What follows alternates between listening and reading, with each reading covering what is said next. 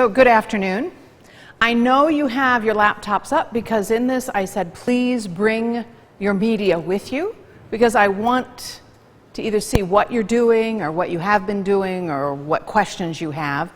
My name is Dale Savage and I am a professor over at Peabody College. Do I have any Peabody College people here today? Good. One, yeah, Jessica is our graduate assistant. And I'm delighted to do this for the second summer. I did it last summer to a crowd about this size, and I think it was pretty well received. We decided to repeat it again. So what we want to talk about is your presence in social media. Many people are conflicted whether there needs to be one or not. What I want to talk about today is your professional presence. Many of you will have had a social presence on the web. And that footprint, of course, is discoverable. It's discoverable for courts of law, it's discoverable by parents, significant others, friends, and how you set those security features is totally up to you. But everything on the web is discoverable, one way, form, or fashion.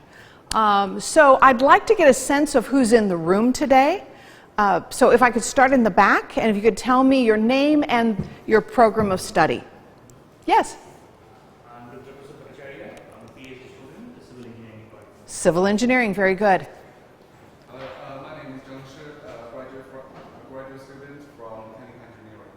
Okay, and are you studying in what program? I'm in a business program, and my major is robotics. Okay, very good. Okay, thank you. Yes, sir. Jameson Hurd. I'm currently a PhD program in electrical engineering. Electrical engineering, great. Caitlin Brown, sociology. Wonderful, thanks, Kate. Juliana Nagani, and I'm in biomedical engineering. Biomedical engineering, Juliana? Very nice. Yes, sir. I'm Paul Felipe. I'm in a PhD program in bioscience, or biological science. Okay, and political science, wonderful. In the back. Sam Ford, I'm an administrator in graduate program in chemistry. Oh, wonderful. Thank you for being here. Yes, sir, in the plaid shirt. Sam Warner, I'm in neurology. Okay, very good. Glad you're here. Ben George. I'm a postdoc in molecular physiology and biophysics. Wonderful. Glad you're here too. Sir. I'm Henry. I'm a postdoc in the radiology program. In radiology, terrific. Christine Jones, I'm a graduate student in cell and developmental biology. Cell and developmental biology. Finally, Keisha Hardiman. I'm a PhD student in cancer biology. in cancer biology. So I have a lot, I have engineering, I have a lot of what I would call medical curiosity, and I have a sociologist, thank goodness, right? You can study all of this. And we have another visitor with us, and there she goes, about ready to say, oh my God, I can't believe I'm actually this late and you're calling on me. No, I just want to know, what program are you studying? Your PhD? Electrical engineering. Sorry, I'm late. No, don't, hey, we just got started. We just got started because our web presence wouldn't really work for us, so. Some people over here. Who did we miss over here? Oh, I'm sorry, this row. I'm sorry, Mickey Mouse, oh my God, how did I miss Mickey? Thank you. Hi, I'm Amrita Pathak, and I'm a postdoc in biochemistry department. Very good, thank you. I'm Emily Stanley. I'm also a postdoc in the biochemistry department. Biochemistry again, yes. I'm Stan Heinz, I'm in chemistry. In the chemistry department. Terrific. Alrighty, so let me just ask a probing question. How many of you are getting ready to go out on the market next year? Or this coming year? Higher, please. All right, thank you. And how many the year after that? And the year after that? And the year after that? And you know, it takes what it takes. I get it. It just takes what it takes. So you're getting ready to go and you're thinking, all right, is this something I need, something I don't need? If you follow the Chronicle of Higher Education, right, there are pros and cons to this type of conversation. And I don't know where you fall out. I want to introduce you to some different things today. So today I want to talk a little bit about the golden circles, the do's and the do-nots, different platforms and content to cover. Alrighty. So this is an image, a great quote.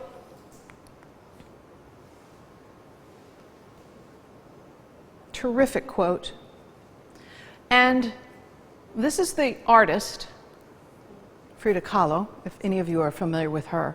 And Frida was a very interesting artist. She did a lot of self-imagery, self-portraits. And this is her in real life. And continue to look at that quote, because as she aged, this is how she saw herself. Now, all of us, from an adult development point of view, we are all gaining ground as we are in our PhD programs, right? The person you were when you came in and the person who you will be when you leave will be a different person. Now, why is that?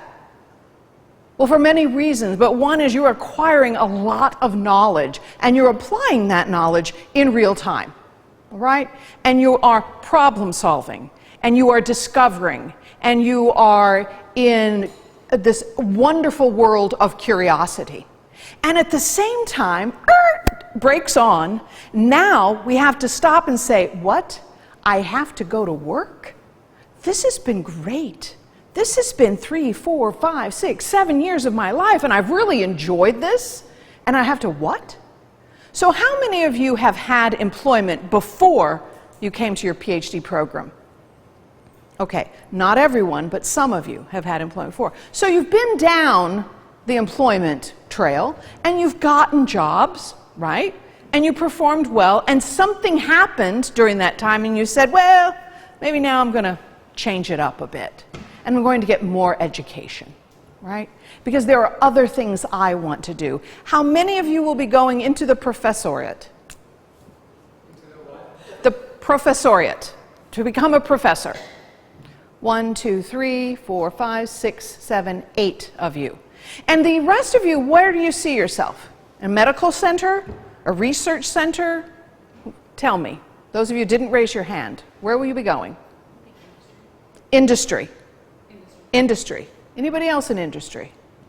Industry, engineering, okay, very good, very good. So you're going to take this degree into industry. Fantastic. So I've lived in both worlds myself. And I find it very, very interesting because I have worked in the private sector, the public sector, and now this education sector. I started my career in education. I hope to end my career in education. We'll see. Constantly changing. This is what Simon Sinek calls the golden circle. And it's the way in which, in many, many industries, including education as an industry, okay, that we look at how we sell what it is that institutions of higher learning do.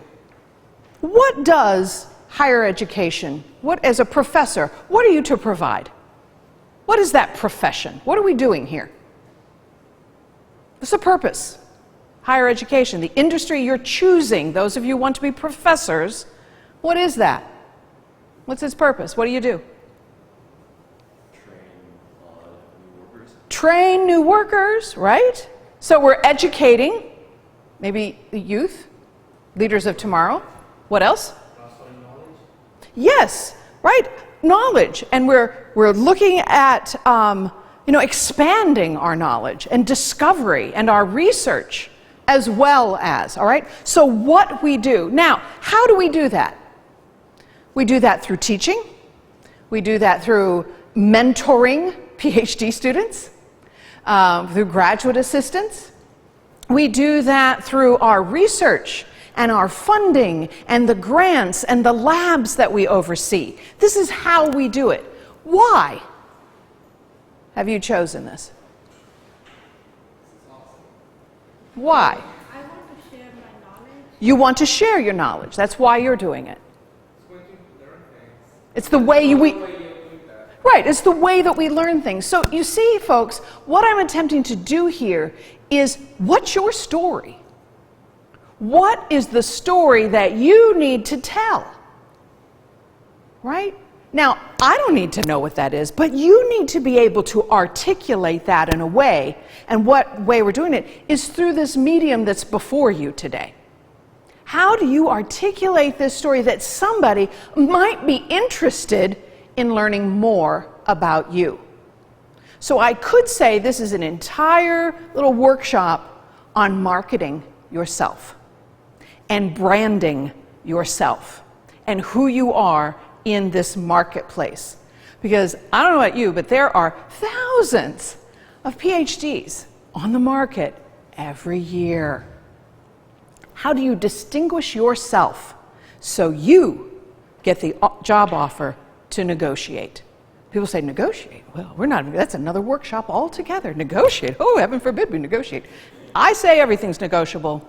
Please come back for another workshop. But Simon says this is typically the way in which we talk about that. We talk about the what, the how, and the why. What he did in his research, he goes from the outside in. This is very conventional. What he did in his research is from the inside out, and it is a bit more remarkable. Now, he has a whole TED Talk on this, which I'm not going to play today, but it is interesting. I've got the website here. But he starts with the why.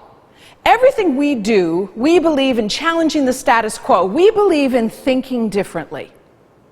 We make products that are beautifully designed and user-friendly. We just happen to make great computers. Want to buy one? Now that is Apple's statement. And I see some Macs in front of me today. And that's how they think about themselves, starting with the why. Everything we do, we believe in challenging the status quo. We believe in thinking differently. How many of you have an iWatch? Who could afford that now? No, right? The gal who does my nails has an iWatch. The gal who does my nails, I'm like, what are you doing? She said, oh, I just love all the new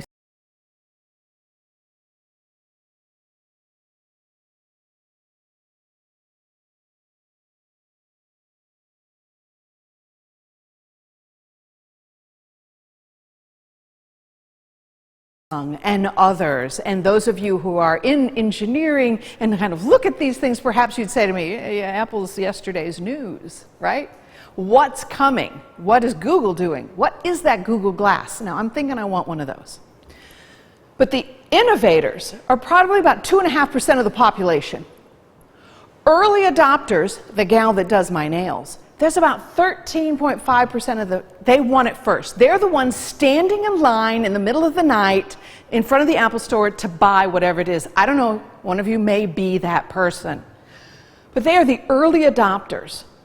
And right here is the chasm that we try to broach in anything that we're marketing to early majority, late majority. Look at that, 68% of the population.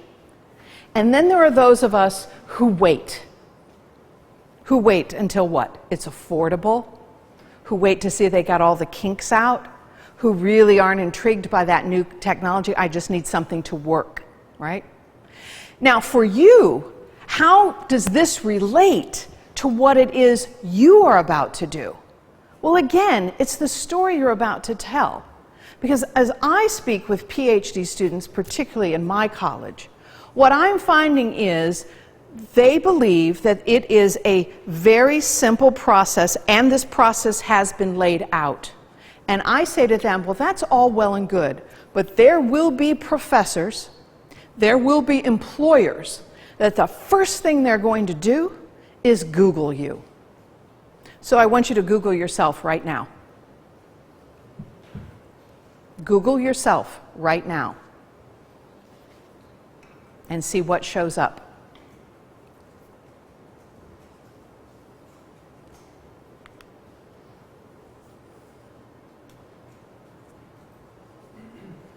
Oh, we've got laughter.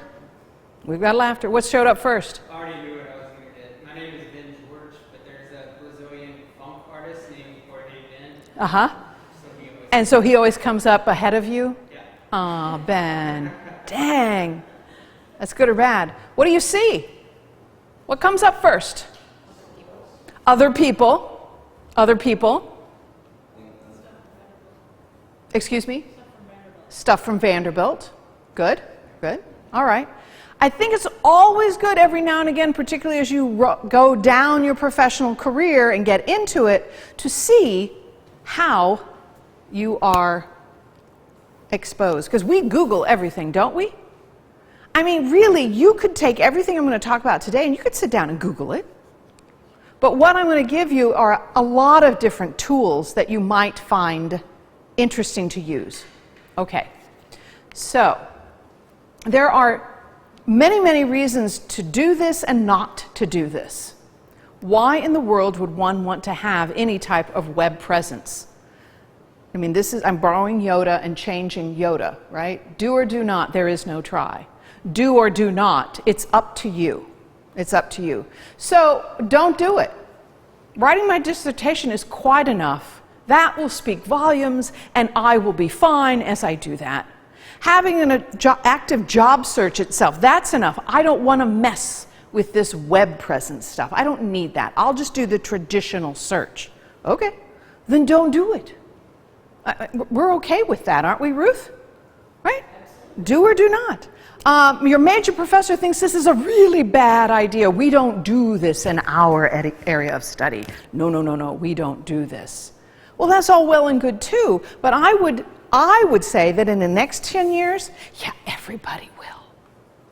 This is the way the work will be done and the search will take place. Now, we are education, we are higher education. It takes a lot to move this boat in a new direction.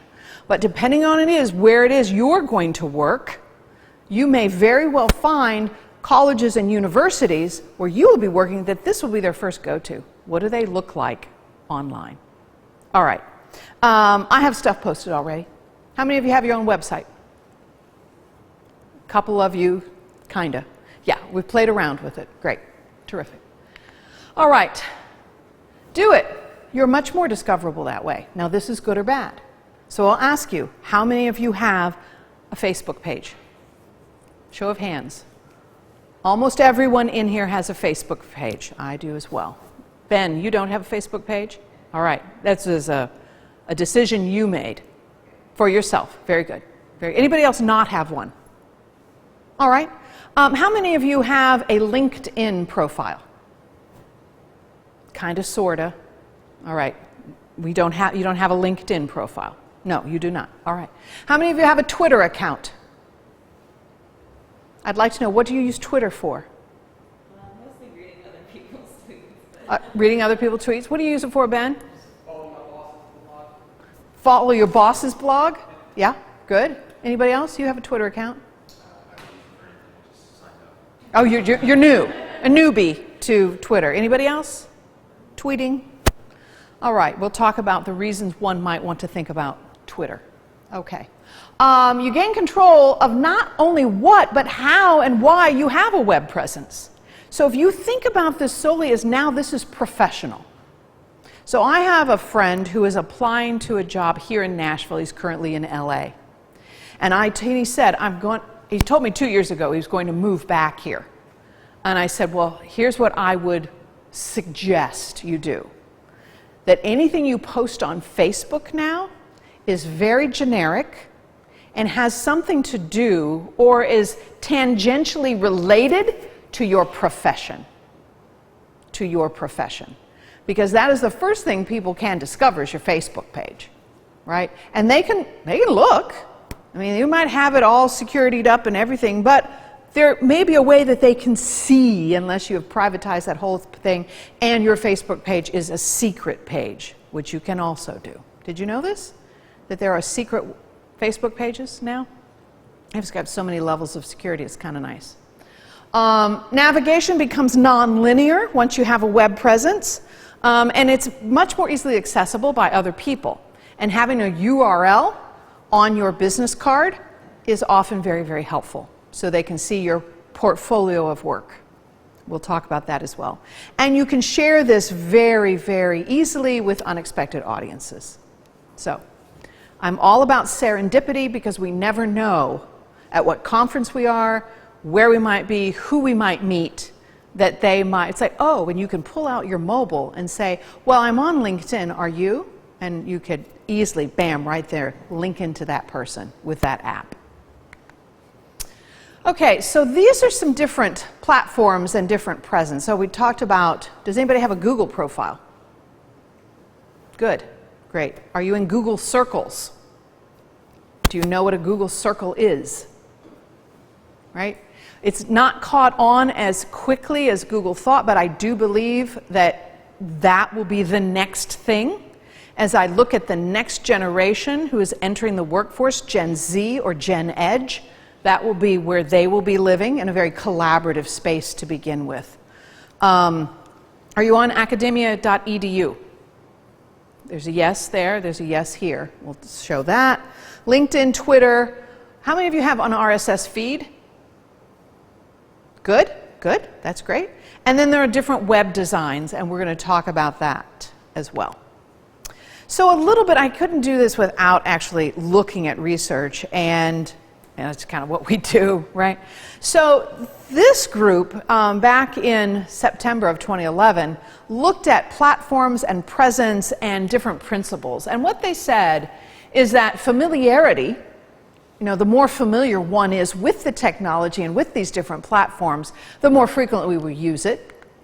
Consistency, again, all across these different platforms, and I'm using myself today, as you'll see my screenshots of how I'm trying to look the same, right, across all these different forms of communication, and participation. So folks say to me, whew, that's a lot to keep up with, Dale. I mean, and guess what? There are free tools that actually allow you to keep up with this. Keep up with it on all different platforms. So, also very nice. It's not as cumbersome as it might feel. Alrighty. So here's what we say about that. What are you getting into? Signing up for a social networking platform or web application when you understand it, what it does with your data, whether you can maintain the privacy you want. All of these things are very personal, and it is a choice. So you need to understand when you hit I agree, what are you agreeing to? Now, for 11 years, I worked with lawyers. I grew up with lawyers. I thought I was going to law school. That didn't work, because I thought, oh, no, no, no. But what I learned from them is when these contracts come across the internet, and it's the I agree immediately, we all do it, just hit it, oh yeah, I agree, what's next? Well, what are they changing right now? What are they privy to? What do they have access to? How easily is it for them to get to me? Very important to know. Consistency, the same voice across, as I said, and participation. We currently lived in a gift economy. In a gift economy. And so the more you participate productively, the more you will see, and the higher your profile will be when you Google yourself, because you will have more followers. You will have more people paying attention to what it is you have to say. And if part of this is about sharing knowledge, becoming gainfully employed, whatever your motivation is for being here today, know that what you put out is a gift to others, but what you receive may be tenfold.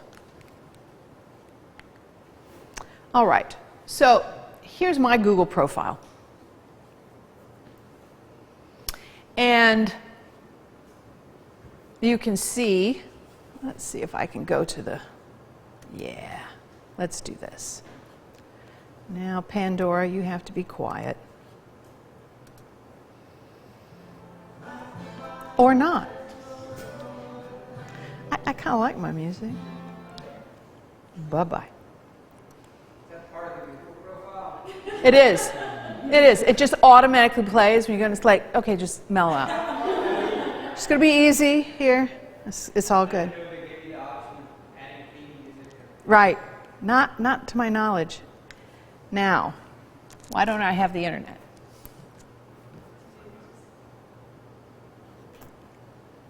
That's bizarre. Okay.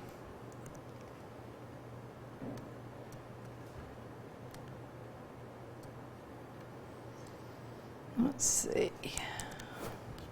Try something else.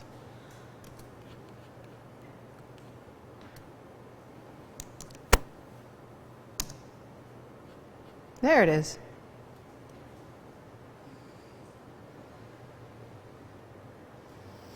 So we can see here that I have 19 followers, but 6,204 views. What the hoo-hey? What is anybody looking at me? I think they were mistaken and they just stumbled upon my page. Because I don't really have a whole lot out here yet. But I do have a tagline. I haven't done an introduction. I don't have bragging rights. You see my occupation. Other profiles. I've got my LinkedIn profile here and my Twitter account. Right. So this fall, I'm setting up a Google Circle for one of my classes. And everything, the way I will communicate with them will be through that circle, and they will use that circle to post questions on readings at certain times and to inquire of me. But so the whole class can see the answer to the question, I'll be using that circle. So that's one way I'm going to use this collaborative tool, because most people, not all, but many, many of my students have Gmail accounts. And so it's very easy for me to do that. And I've got to meet my students where they live. So I need to be familiar with this technology. I just took a generational test. What generation are you? Well, I know what generation I was born into. But how I show up is as a millennial. And I really liked that. I was very happy. Very happy. Now, I'm not into stereotypes at all, but there are qualities and behaviors in each generation that I think we can take with us. So, technology is one that I take from my students, definitely. Okay. Any questions about the Google Plus profile? It links into everything through that. How many of you have a Gmail account? Yeah. I'd really seriously consider setting up your profile because I do believe it's a wonderful collaborative tool. Are you using it in your work? I mean, are you using Google Docs? You know, these types of things. Well, your profile and Google Drive to store things. It's fantastic. Are you using Google Drive or are you using Dropbox? What are you using to store your files in the cloud? Drive, Dropbox, okay. So I have both because I'm crazy, but I have a bigger file in Dropbox, and I know Google, but I'm not quite sure what Google's doing with my privacy. I'm just not quite sure. Dropbox, I'm not quite sure there either, but I've got them both just to be safe. Okay, academia.edu. I really like this because this is all about your papers, so there's my profile on there. So you can put a little picture, and if you know me, it's the only thing I have control over is my hair and its color and style, so it's always changing. So there I am a few years ago with shorter hair and a big old smile. But you can see my research interests, you can see a paper that I posted. I just have 3 followers, but this is a fantastic tool to begin your research. Because academia.edu, you can do a query and do a search. Why don't you go into it right now? Academia.edu. Check it out.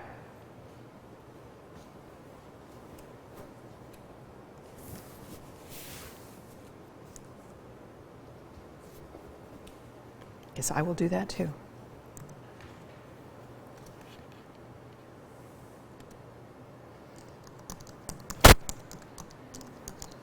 Yes? How does this differ from ResearchGate? It's just another avenue. ResearchGate is another avenue, but I think there are certain disciplines and that use certain repositories. Okay. I've never heard of this one. Okay. This one is a bit more, to me, it's a bit more robust, and you can log in with your Google account, your Facebook, your email. So let's just, well, let's see, what should I search? Sociology. All right, so there's a lot of folks on here doing a lot of interesting things. And there might be someone particularly that you're interested in.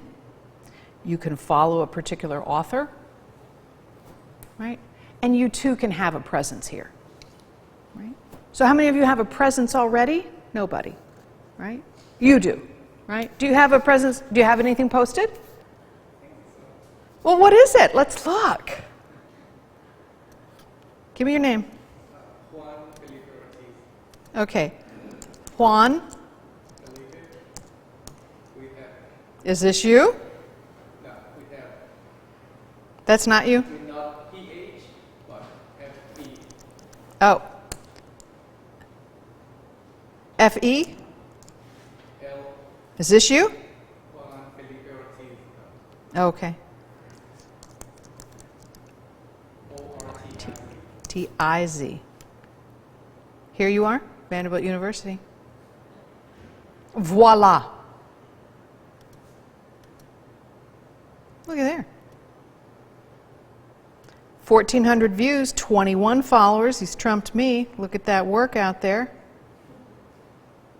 Mm-hmm. Actually, I have a question about those platforms.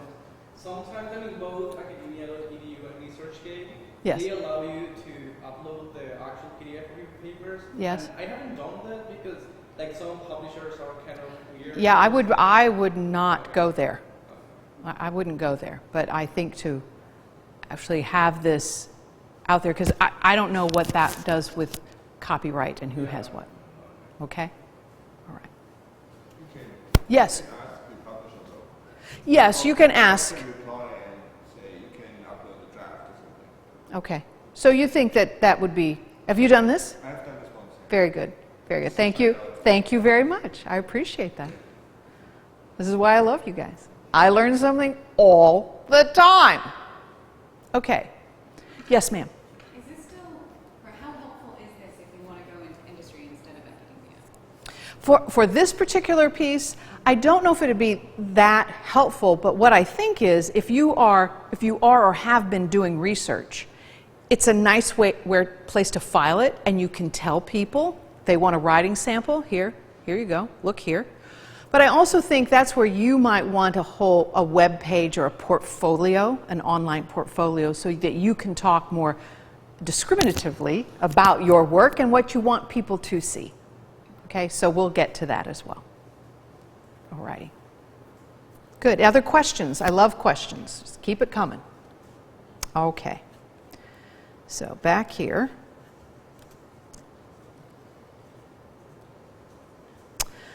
All right, LinkedIn. So LinkedIn has been probably one of the greatest inventions for those of you who are going into industry and how you follow each other. Now, there are other platforms in the medical profession that are as helpful if you're in that area.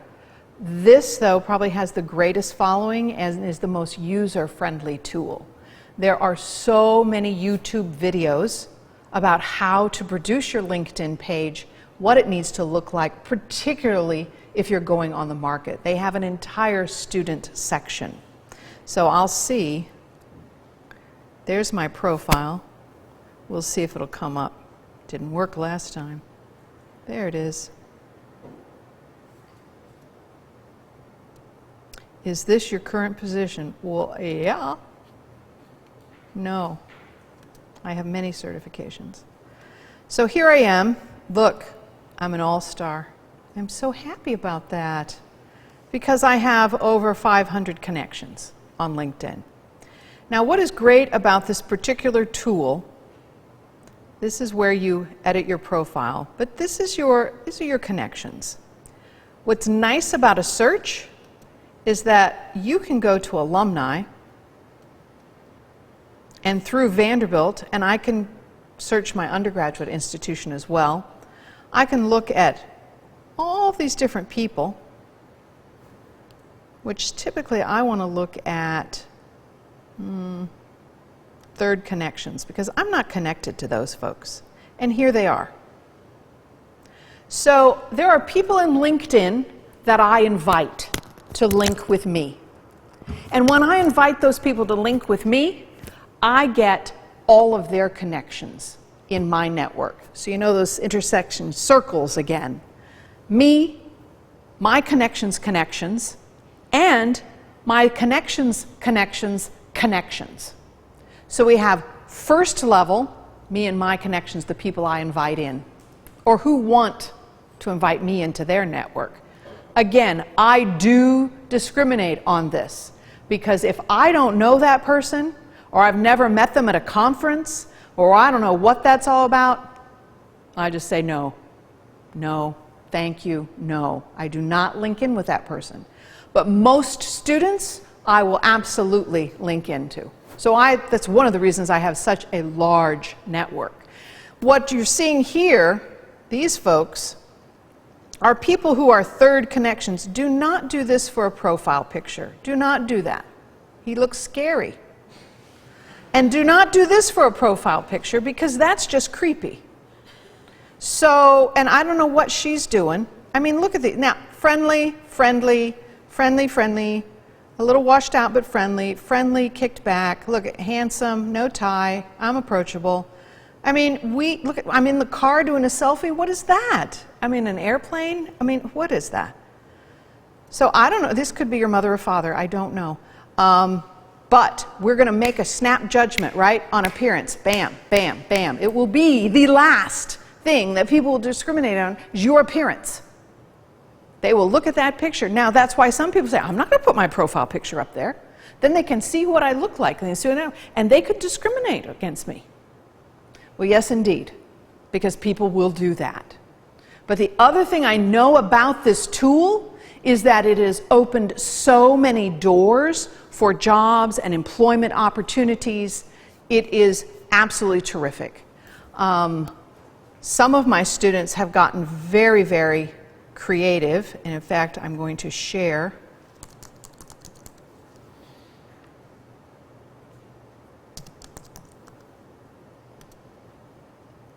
Jessica's profile. Great summary. Now, what she's saying, she's talking about herself. Positive, dedicated, highly motivated professional with more than 5 years' experience of leadership in developing and improving educational programs. This is what she's doing now, her experience. She was through Oak's office here at Vanderbilt, but she's able to upload pictures. She was in the Peace Corps. More pictures, more articles that were written. This is an abundance of information. Her honors and awards, languages she speaks, her education, the courses she's taken, skills that she believes she has and others can endorse, volunteer experiences. I mean, it is her online profile.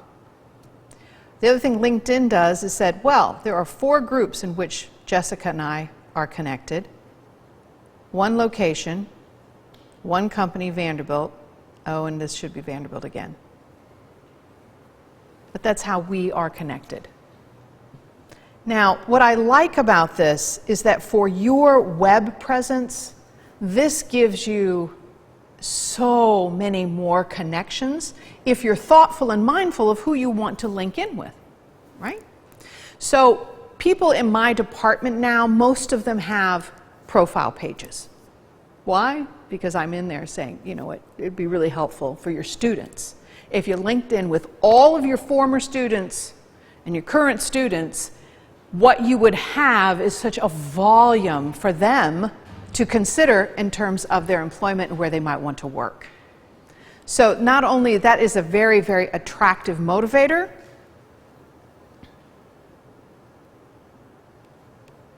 going to go back home. This also gives a lot of different articles, tells me how I can improve my profile, upload different pictures, do a posting. I can post an article of interest for you. I could talk about this particular workshop today. There's a lot of things that this tool can do, and my network, oops.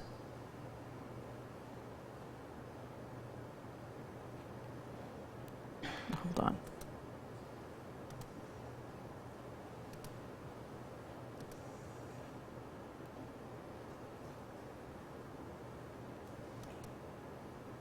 Sorry. All right. So I can do an advanced search here to tell me that in the people that I know, I have over 1,225,050 people which I'm connected to through all of my connections. Now, I don't know all of those people personally, but many of them, my first and second level connections, I do. I want to turn my second level connections into first connections. Now, to start creating the profile is very, very easy. If you have a CV or resume, you duplicate and you put the information in, and poof, your profile is there. And the first person you should link in with is Ruth. Ruth Schimmer, raise your hand. Hello. Be sure that you personalize your message to me or I won't respond. Right. So do you know who Ruth is? Ruth is the director of career development for the graduate school. She is your go-to person to look at your CV and or your resume if you're going to industry to help you flesh out this entire job search thing. And the reason she asked me in with social media is because I really enjoy this. And she enjoys it too and does, of course, participate it, but I'm kind of a real freak about it. I really, really enjoy it, as you can tell. Alrighty. So there's our LinkedIn. I would say if there's anything you leave here today, start your page. Start your engines. Get your LinkedIn profile up and going. The summary will be the most important piece. How you summarize, because now is the time you can say, I'm on the market for this particular type of position, this particular type of career, these are my interests, these are the 3 cities, types of schools, blah, blah, blah. I'm looking for, I don't care how you characterize that, but it is your messaging. It's how you positioning yourself in the marketplace. Positioning statements are really important. So this is my Twitter account. And basically what I'm doing, and this was on my Google as well, linking leading and learning to performance and practice. So everything on my Twitter account usually has to do with something around careers or something around leadership, because those are the 2 things that are in my world. I direct a master's program in leadership and organization performance, and so of course I'm going to do that. I am now the former director of career development at Peabody College. After 10 years and starting that center, I am walking away from that as of August 1.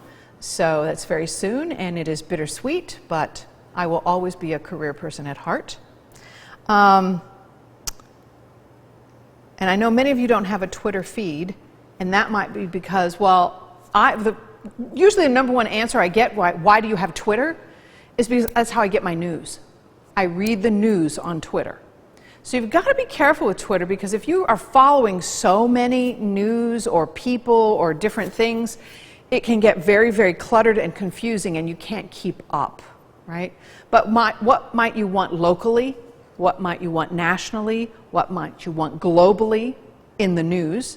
What do you want around, I don't know, whatever it is that floats your boat, whether it is, I don't know, clogging, spelunking, I don't know, whatever your hobbies might be in your free time, and you're tweeting with some other people that's really their thing, and they're posting about it all the time.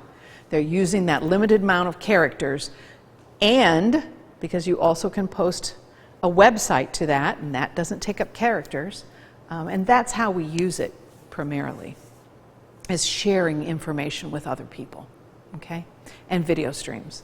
So that doesn't look like it wants to connect. But again, I think there is another hosting tool called Hootsuite, Hootsuite. You know Hootsuite? Do you use it? Not for myself. I use it for some stuff that I'm in charge of. Okay, you use it for other stuff you're in charge of. Well, you can use it for yourself. So Hootsuite is a tool that connects all these different platforms. LinkedIn, Facebook, Twitter. You can send the same message out across all those platforms and give it a date and a time that you want it sent, right? and then you don't have to worry about it. And you can catalog this up ad infinitum. So if there are certain posts that you want to send for like the next 6 months, one a month maybe, you can load those all up in Hootsuite, and you don't forget about it. They're going to populate and show up for you, which is also a very nice way to think about, well, how do I want to get my message across? What is interesting? What might be interesting to potential employers, right? What do I need to do? So many people, what's the position you're using it for? Fraternity. A fraternity? Okay. And so, I mean, it's great because you can get your Facebook page. What are you using it for? Tell me. Facebook, Twitter. I don't think we have Instagram up on it yet, but we've put our WordPress site up to it as well. Okay. The WordPress site is something I'll be talking about soon. Okay. Very good. Great. Hootsuite. So RSS feeds. On everyone's computer, there may be this little symbol that you can add, particularly if you use Chrome. And it gives you the opportunity to follow different websites just with a click. So for me, my RSS feed gives me the BBC News, Mashable, Wall Street Journal, New York Times, Washington Post, Politico, different homepages, and the Preppery. Now, the Preppery is a career site that I really like. It's very clean, it's very pristine. It's basically for industry and not for higher ed, but it's a very nice go-to site with lots of tips and tricks. So I like to see what she's saying on her site. And that's how I have it set up instantly, right? So I can look at the news very quickly from my laptop. I don't have to type anything in. I don't have to bookmark it. It sits up there in the corner on that little symbol of my website. So it's very easy to add, and it would be helpful for you, unless, of course, you're getting your news through Twitter. Okay. All right, so website design. There are many, many different choices of medium, and I do hope this site comes up.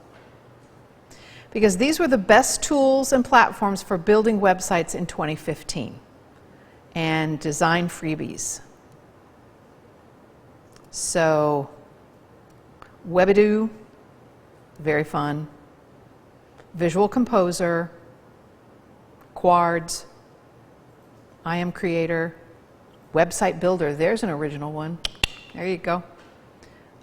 Breezy, Nitrogen, MotoPress Editor, allu.net, Gutensite, Themify Builder, Wix, Squarespace, Light CMS, CarbonMade, Wopop, or Wopop. I don't know how you say that one. But I'm going to give this website to Jessica, and hopefully she can post it on the career development site, and she'll post this entire presentation. So you can take a look at these tools.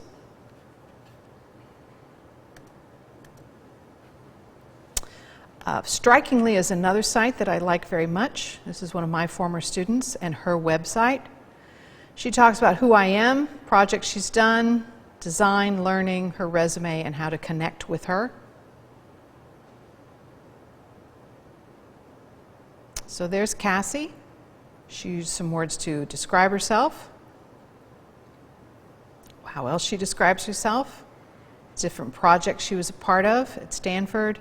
The Impact Hub here, Youth Science, Young Leaders, Vanderbilt, and you can look at these different projects that she was involved with as well. She is a very creative person, and these are some of her things that she has designed or worked on, and you can go to Pinterest to look at that. And then I like the way she talked about her education, her ABCs, where she went to school. And then she has this wonderful thing called a Presume. Now, have any of you seen Prezi? Maybe used Prezi, did Prezi, conducted Prezi. Well, this is Cassie's Prezi. Go away. I want you to go away. It won't go away. Well, that's the whole thing, but here it starts.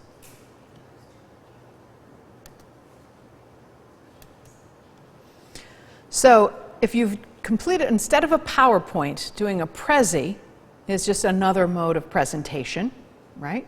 Many people are using these now. Some people say it will make you dizzy. So let's see if it makes you dizzy. So there she is again, her funny pictures.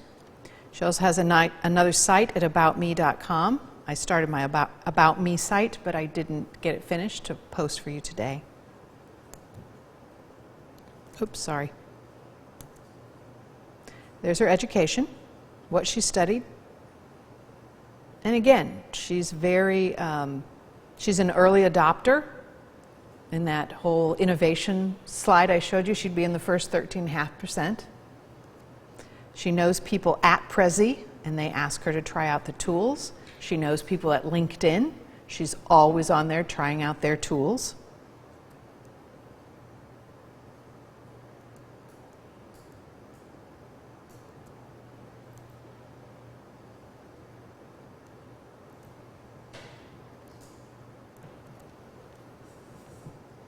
Her different skills, her interests.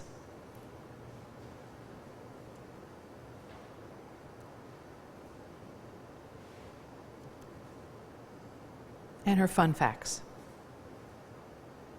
I can make an X-wing fighter out of origami. That's one of her fun facts. And that's her. Now, I'm not saying you portray yourself like this, but there's also a way that you can do a presume for other people to say, because this is a URL, right? And you can illustrate this in a very professional way, but they can get a very quick picture of who you are as an individual. So presume through Prezi may be something else you might want to consider in your social presence. Yes, sir? So, this is my first time hearing of Presume. Yes. Can you put that on LinkedIn? On what? LinkedIn? I believe you can. So it's like, so Presume is not connected with Strikingly? No, it's not connected with Strikingly. This is a whole different platform. Okay. Yes. I know. There's so many. I can't keep up. Thank you so much. You have a great day. Stay cool. Good luck with that. Okay. Whiteboard Presume. And let's see. So another follow-up question. Yes, please? What's the difference between Presume and just making something in Adobe Illustrator? Because, well, a lot of people don't know Adobe Illustrator. Okay. More people know Prezi, so they're used to designing in Prezi. Okay? So, if you can do Adobe Illustrator, I cannot, so I can't even show you that tool. This I can show you because it's on the web, and it's, for me, the access is, it's easier. Easier access. So I need it accessible and right now. All right, how many of you have a blog? Do you have anything living on YouTube? No? Not yet? No videos? No little home videos? No videos of you a kid? Nothing? Wow. Come on. You got to get that moving. I'm just saying. All right. I'm escaping one more time. So if we go to one of my favorite sites, YouTube.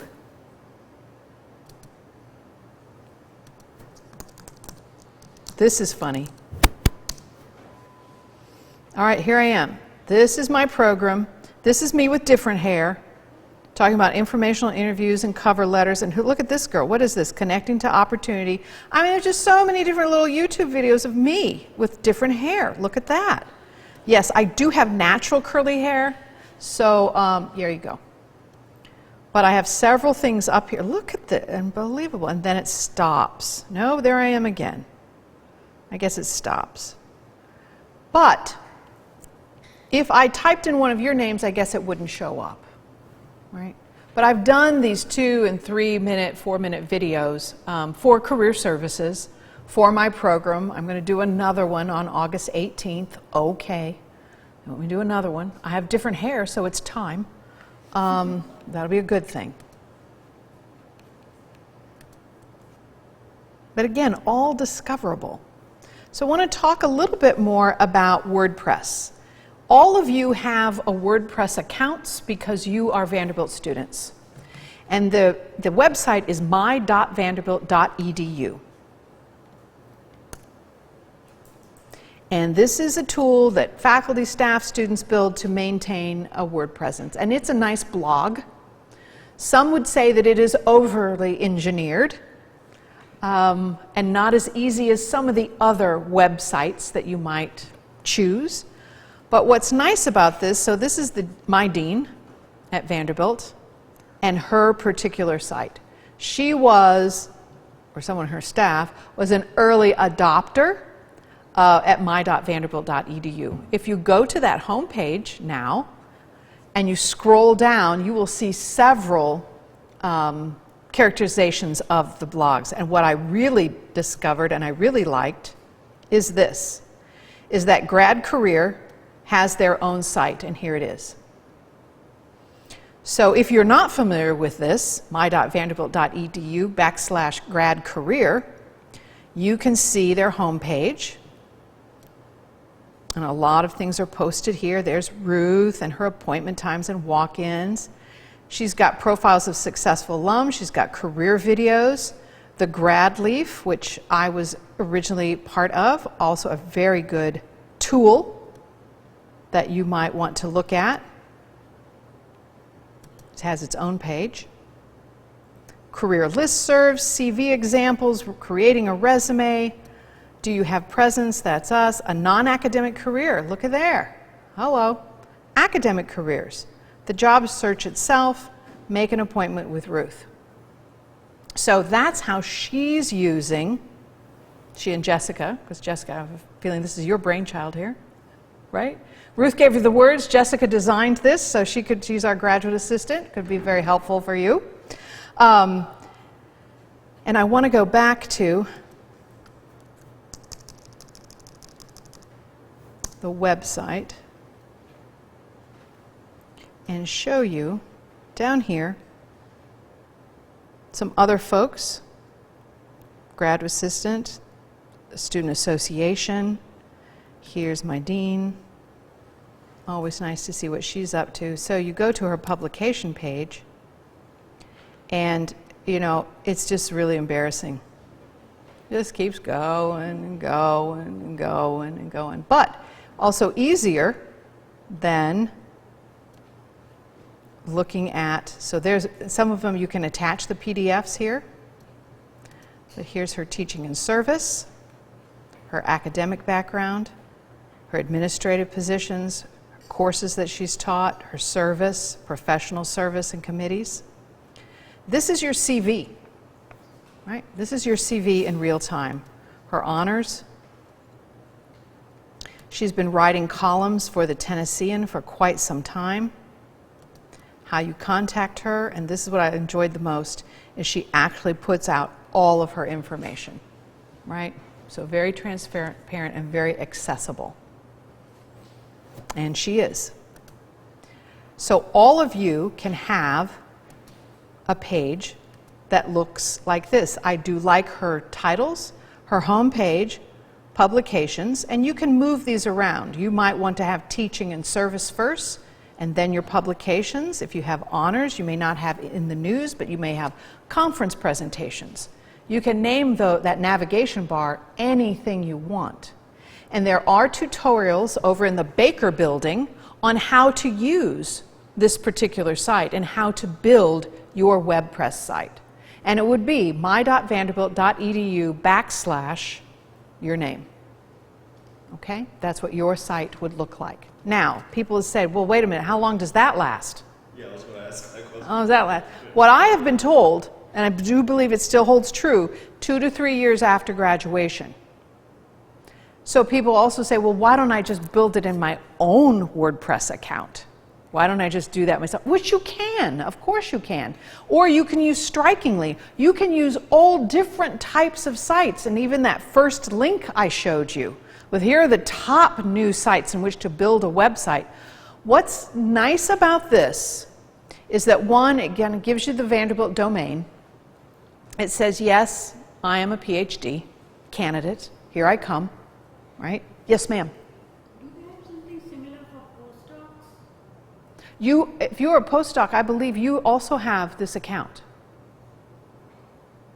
Because I haven't graduated from Vanderbilt. Uh-huh. I graduated from somewhere else. I joined Right. Vanderbilt as a postdoc. Right, right. And it I'm going to go out on a limb here and say, yes, you would, as a postdoc, you would have access to this right now.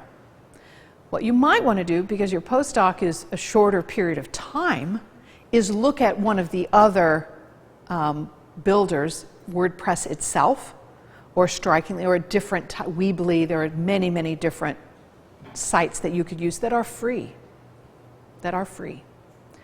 But you have your CV in front of you, that is where you want to start. If you're going into industry, where you want to start is with your resume, and so I'll give you a different example of another one. This will be a test to see if she's still up here. Yes, and she graduated 3 years ago. So this is one of my former students who joined Deloitte's human capital practice out of Boston. But she talks about herself in a paragraph, and then she goes into her coursework and projects. And so you can go here and you can see a dashboard that she developed for one of her classes. Developed that in Excel.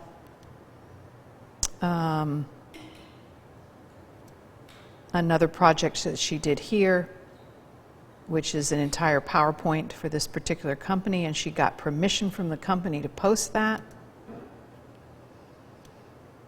So this is pretty robust because now she's showing work that she's done. Then she talks about her work experience. She has her resume in its entirety here, and this is when she was a student. But she has a summary of qualifications, her education, and then her work experiences. Research experience. Now, people say to me all the time, well, this resume is 2 pages. Now, this is Dale's law. There's nobody else's rule, and Ruth could probably disagree with me. In fact, she might. But I say for every degree you earn a page on a resume, right? So my resume currently is 3 pages. Why? I have 3 degrees. That's it. That's all. I'm done. So for an undergraduate, yeah, it's 1 page. For many industry positions in business and other entities, they want it concise, and fit. But I think if you have gone through the work and done what you have done, you probably have enough to talk about, that you might be able to fill it out. Now, she certainly used the margins, she used bullets, she used, and just to look at this format, it's very clean. And she hadn't graduated, so I told her she couldn't have a whole second page, only half a page. Which she did, and that's what I love about her. Let's see. Let's back this up again. And then where she did all of her different internships, Deloitte being one of them, and they made her an offer. And then she did have one publication and a mention, and then how to contact her again. Her Gmail account. So again, that follows her.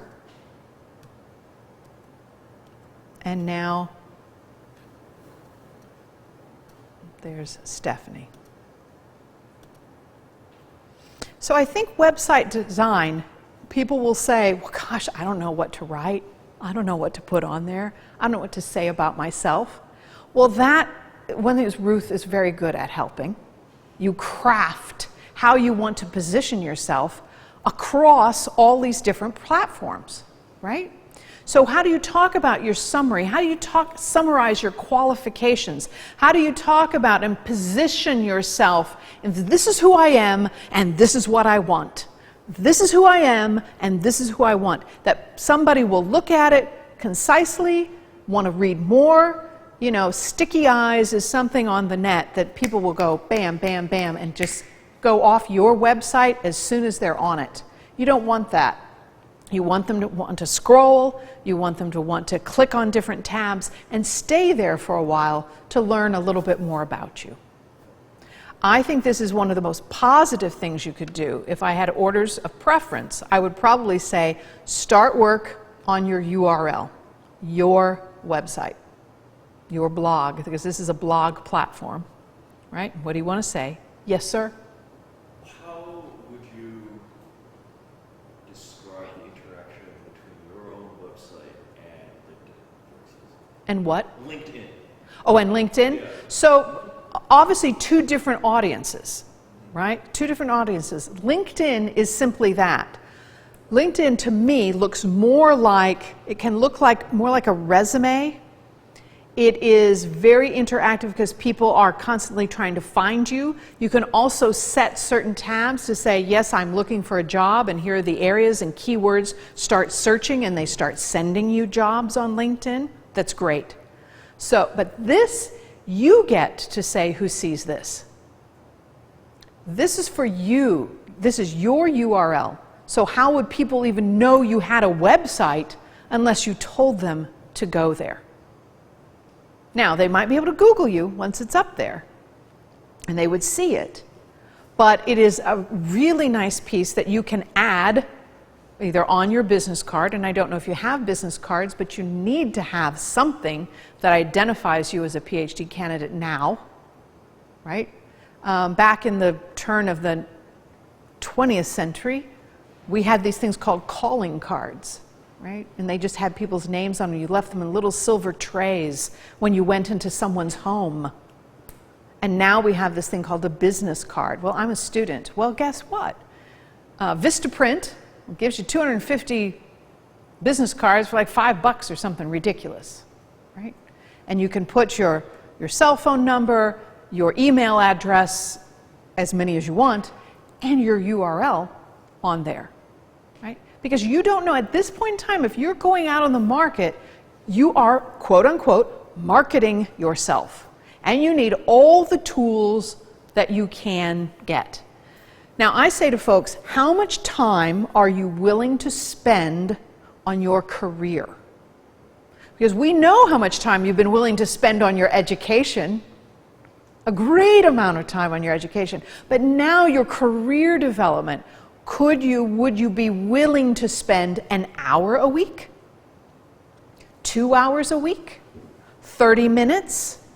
Because it is going to be the amount of time and what it is you want to get done. You want to start your LinkedIn profile? You can. You don't have to make it public. You want to start your WordPress? You can. It doesn't have to be public yet. You get to click that on and off. Okay? People don't have to see once you've made updates to your LinkedIn profile. There's a setting that said, ooh, I don't want people to know when I've changed something. Because there's also another button that says every time you make a change on LinkedIn, everybody that you're linked in with gets a notification. No, you don't want that. So there's a lot of content to think about when you're thinking about what you want to say, the why, the how, and what's in it in your summaries. What's in it for this other person? Why do they want to talk to you? What distinguishes you from the next candidate on the market? It may be your web presence. Now you have to think, is this going to help me or hinder me? Who do I tell? Who do I not tell? Again, my do's and don'ts list. We are in higher education, we are in a very traditional field. And we have been doing hiring in higher education the same way for many, many years. But now there are many more types of colleges and universities. There are colleges and universities that are nimble and quick. There are colleges and universities that are tried and true and very staid and conservative in their ways. I don't know where you're going to apply. I don't know what type of industry, for those of you who are going to pure industry, what you are going to what you might run into. I'd have to talk to you more about that to understand, is this a good option for you? Is this something you want and need to do, right?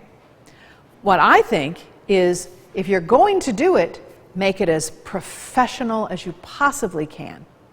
I mean, I think you can see from the things that I've shown you about myself that it is, you know, I want to come across as I do up here. Approachable, engaging, intelligent, right? And I like to have fun. So, she created the life she absolutely imagined. That would be me. I want you to do that for yourself in a way that makes you feel really good about it. So if your CV and or resume, that may be the first thing you have to start with and saying, is this the way I want to depict myself? Because if it is in black and white, paper, print, and Times New Roman font, I can guarantee you that every other CV that comes across some hiring person's desk, that's what it's going to look like. Just like that. So what can you do to change that font, that typeface, that size, underlining, when do you underline, when do you bold, when do you italicize? All of these things absolutely do make a difference, because that's how you will be remembered. That's how you will be remembered.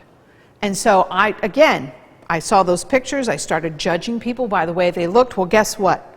You are judged by a piece of paper. And what research tells us, 20 seconds, the decision is made. What? Did they even read that cover letter that I poured my heart and soul into? Did they even look at my website? Did they even look at that CV? And I've been rejected? I didn't even hear anything from that school. I didn't hear anything from that employer. I hear that all the time from my students, because so many applicants are applying. Now, I'm not the Grim Reaper, but I'm saying if you're applying, I want everyone from Vanderbilt to be top of the heap. Absolutely top of the heap. It's like, whoa, we want to talk to that person. Why? Their materials look great, pristine, engaging. I've never seen anything like this before. I want to know more. I think that's what you want to leave them with. So I'd ask you, the next time you go to the grocery store and you have a list of things to buy, how do you choose? Is it something you saw on television? Something you heard on the radio? Some ad you saw streaming on the internet? Kind of going across the bottom of your television screen? Why did you choose the product that you just chose? Because your mom used it? Are you changing? Are you going out? Why do people hire you? What is it? Well, it's the whole package. It's the whole package. I have a lot of intelligent people sitting in front of me right now, very intelligent people. All of you absolutely are qualified for the jobs in which you are going to pursue. What will be that one thing, though, that distinguishes you? Because I don't want you to just have one job offer. I want you to have multiple job offers. I want you to have to make a really hard decision, because the hardest decision is choosing between good and good. Right? These are both great jobs, Dale. What do I do? Oh, such a dilemma. That's what I want for you. That's why I think all of this information is very, very important. So whatever you are, be a really good one. Thank you for your time. I'm happy to answer any questions you might have. Yes, sir. So you can spend all this time creating this online presence. Yes. Most jobs still want resume or a CV to get your foot in the door. So how do you transition from just the resume and CV into this? Oh, you don't? No, I'm not talking about transitioning.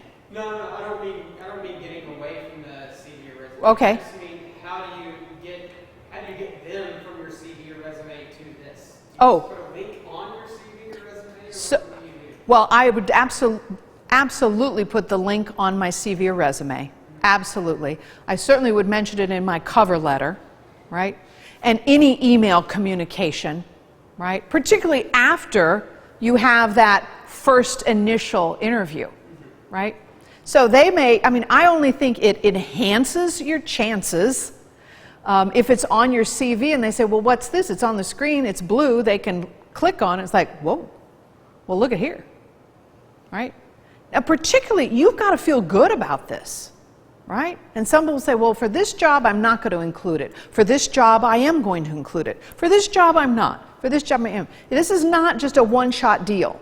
That CV and resume are not static. They are fluid documents. And for every position you apply to, you must change it up. You got to change it up. It's not a one-shot deal. You've got to tailor that document to fit that job. Getting a job is a job. I don't know how many hours you're willing to spend, but I'm asking that. So I hope that answered your question. Anything else? Yes, sir. Regarding that, is it weird to put like QR codes in the CV or resume? The QR code? I've not seen that yet, but I have students who have a QR code on their business cards. I have that, definitely. And then I have some people who put a QR code like on a PowerPoint presentation or something like that. I've not seen it on resumes yet. Now, not saying that that wouldn't happen in other parts of the world or other parts of this country. I haven't seen them yet. I live in the southeastern United States. And there you go. Yes, ma'am. I was wondering if you have separate or like duplicate accounts for business and personal. I do not. Do you recommend that? Well, I have my own kind of rules and principles that I follow. On my Facebook page, of course, I don't connect with any of my current students, ever, never, ever. And if they want to connect with me after they graduate, they must invite me, and I tell them that. 'Cause I'm not going to go looking for them. It's like if you want to keep, if you want to, because that's my personal page, but it doesn't get so personal. I mean, I do travel, not really funny things I see, but inspirational and more motivational things. I will post that, or pictures of that nature. So I'm very discreet on how I use Facebook. And then my other accounts, my LinkedIn is absolutely professional, Twitter is professional. I've just set it up that way for me. And then, of course, I have a business email and just like I have got two phones. I mean, I've got a business phone and a personal phone, so. And I don't have a landline. I'm just saying. I'm happy about that too. Another question? Well, you have been terrific. I appreciate your participation, and I hope this was helpful, at least opening your eyes to the possibility. Thank you so much. Have a great afternoon. Oh, that's very nice.